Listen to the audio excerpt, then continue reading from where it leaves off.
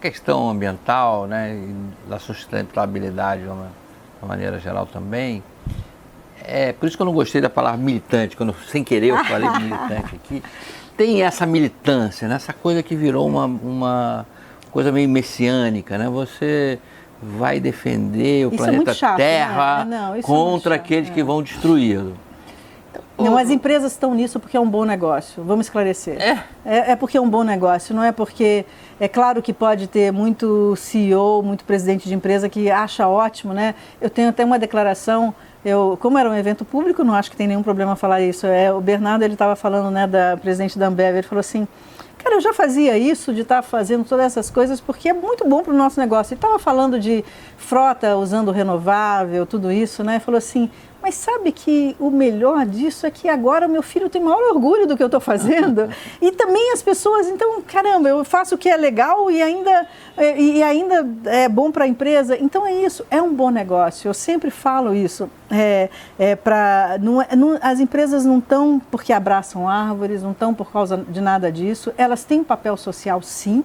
Elas não podem fugir disso. Então, se eu também comparo, né, nesse horizonte temporal que a gente está conversando, eu acho que as empresas, e aí tem várias estatísticas que mostram isso, elas não só são em PIB maiores do que muitos governos, mas elas também se espera mais delas do que muitas vezes se espera de governos. E antes tinha uma discussão muito, né, digamos, há 10 anos atrás, por aí, quando eu entrei no Sebedes, não, isso aqui eu não quero saber porque isso é governo, isso aqui eu entro, porque cadê essa linha tênue que você cuida disso e eu cuido disso, né?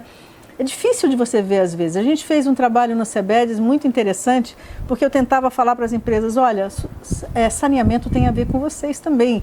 Todas as empresas que estiverem lá na Amazonas, na Amazônia, todo esse bioma aí, se continuar depois de 10 anos com saneamento do jeito que está, elas vão estar sendo questionadas, porque você não pode ter um impacto grande, chegar uma empresa grande e sair como se aquela realidade não tivesse nada a ver com você. Não tem como fazer isso, né?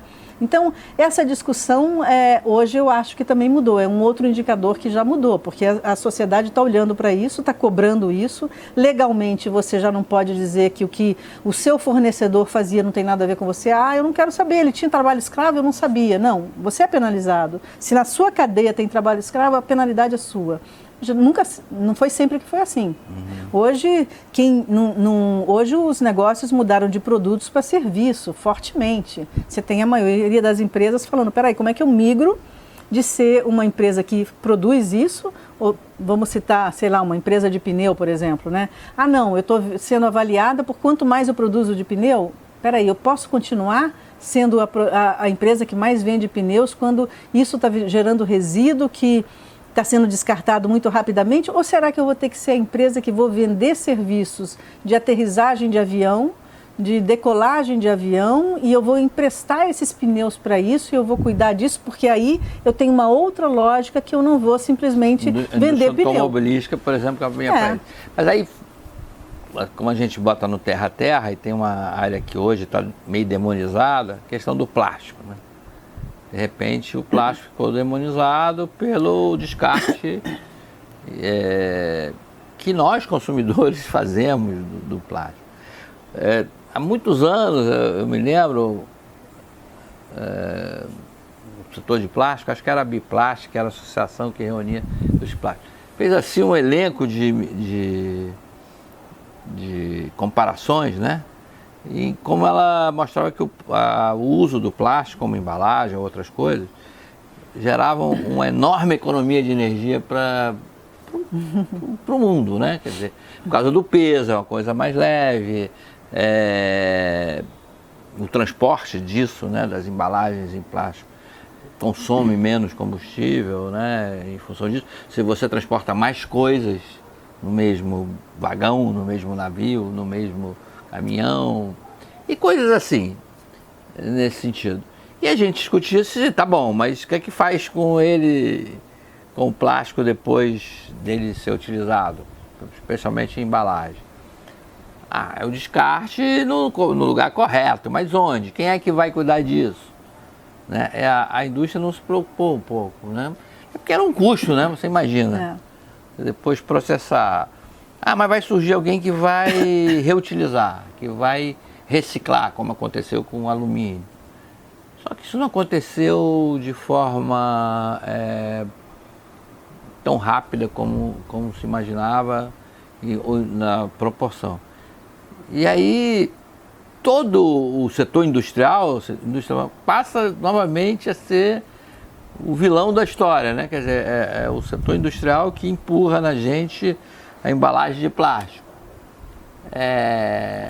Quando na verdade aquilo significa que você vai pagar menos por um produto. Você tem, já está aqui no Brasil também, né? Você muitas vezes você traz sua sacola de casa, você paga pelo plástico um X aí, se você tem mais do que 2 sacolas, enfim. Mas a questão do plástico, é verdade, teve toda essa linha aí de discussão, né? E algumas empresas nossas, a Braskem, por exemplo, ela tem dificuldade de vender o plástico dela que é mais verde.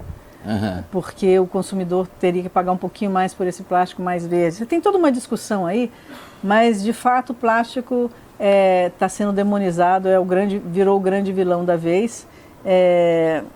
Tem alguns motivos que são muito relevantes, né? Eu estava em Singapura no ano passado, para um desses eventos do World Business, que vai acontecer esse ano em Lisboa, aconteceu no ano passado em Singapura. Singapura é um pouco o hub lá, nucleador de toda a Ásia, né?